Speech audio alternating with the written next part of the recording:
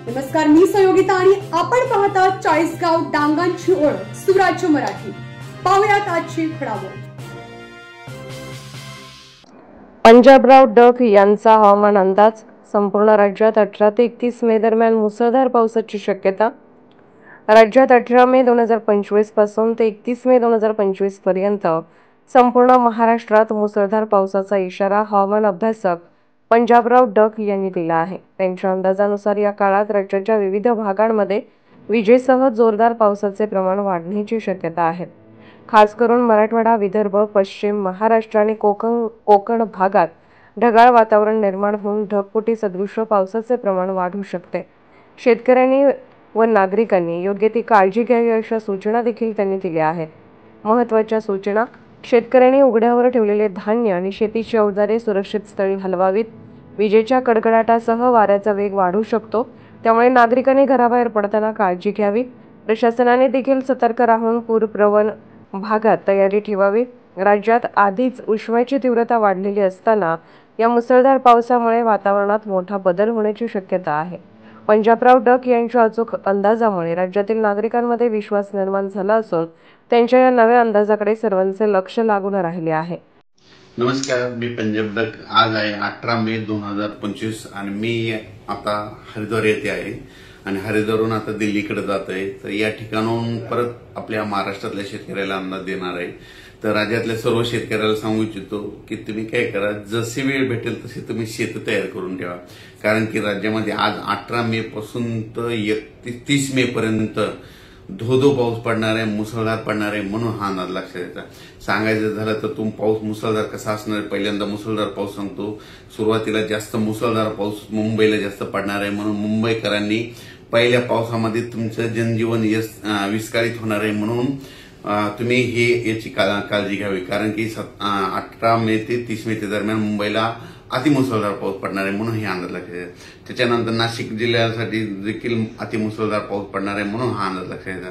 पुणे जिल्ह्याला देखील मुसळधार पाऊस पडणार आहे। कोल्हापूर जिल्हा, सातारा जिल्हा, सांगली जिल्हा, त्याच्यानंतर संपूर्ण कोकणपट्टी मुसळधार पाऊस पडणार आहे, म्हणजे 18 मे ते 30 मे दरम्यान, म्हणून त्यांनी सगळ्यांनी सतर्कतेची काळजी घ्यायची। आणि राज्यात सांगायचं झालं तर नगर जिल्ह्यात देखील मुसळधार पाऊस पडणार आहे, बीड जिल्ह्यात देखील पडणार आहे, त्याच्यानंतर संभाजीनगरला पडणार आहे, जळगावला पडणार आहे, त्याच्यानंतर जळगावला पडणार आहे, इकडं बुलढाणा, अकोला, अमरावती तिकडे देखील मुसळधार पाऊस पडणार।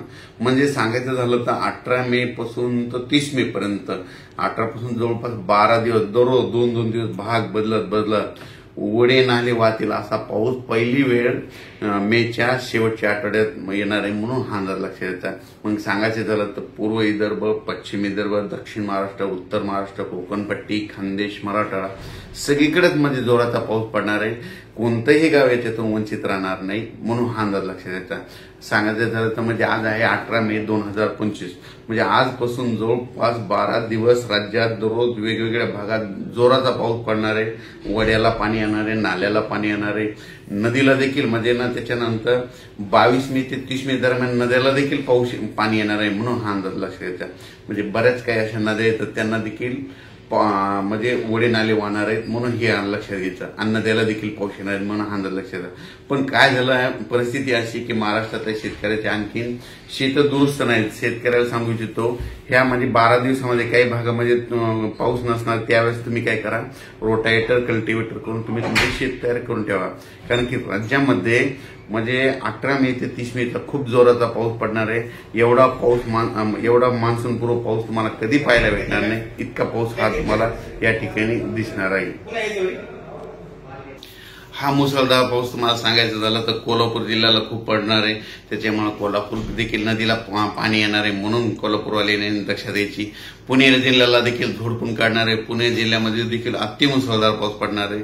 त्याच्यानंतर मुंबईला देखील मुसळधार पाऊस पडणार आहे। मुंबईकरांनी सर्वांना विनंती की तुम्ही काय करा, तुमचं जनजीवन हे होणार, विस्कळीत होणार आहे, त्याच्यामुळे तुम्ही काय करायचं, 22 मे ते 30 मेच्या दरम्यान तुम्ही तुमची काळजी घ्यायची. घराच्या बाहेर निघताना जरा काळजी घ्या, कारण की खूप जोराचा पाऊस पडणार आहे. नाशिकला खूप पडणार आहे, उत्तर महाराष्ट्रात खूप पडणार आहे.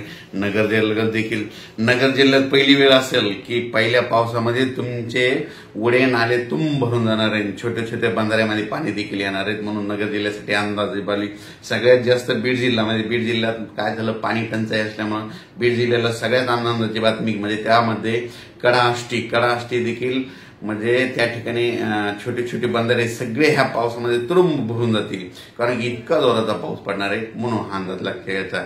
परभणी जिल्ह्यात पडणार आहे, बीड जिल्हा, लातूर जिल्हा, जालना जिल्ह्यात देखील खूप पडणार आहे. हिंगोली, वाशिम, नांदेड जिल्ह्याला देखील खूप पडणार आहे. म्हणून नांदेडकरांनी काळजी घ्यायची गरज आहे, कारण की हा पाऊस जोराचा राहणार आहे. त्याच्यामध्ये विजाचं प्रमाण असणार आहे. माझी शेतकऱ्याला परत एक विनंती, विजा कडकडत असताना झाडाखाली थांबत जाऊ नका, कारण की विजा शक्यतो झाडावर जास्त पडतात. म्हणून हा अंदाज लक्षात घ्यायचा. ह्या अंदाज लक्षात घ्यायचा. अचानक वातावरणात झालं तर लगेच उद्या एक मेसेज दिला जाईल 19 तारखेला. पण आज आहे 18 मे 2025. मी आता हरिद्वारहून दिल्लीकडे जात आहे आणि या ठिकाणी मुद्दामून आपल्या महाराष्ट्रातल्या शेतकऱ्याला हा अंदाज दिलेला आहे. धन्यवाद. वृत्तसंकलन विभाग, सुराज्य मराठी नेटवर्क, राजूर, अहिल्यानगर. आपल्या सुराज्य मराठीच्या YouTube चॅनलला सबस्क्राईब करायला विसरू नका.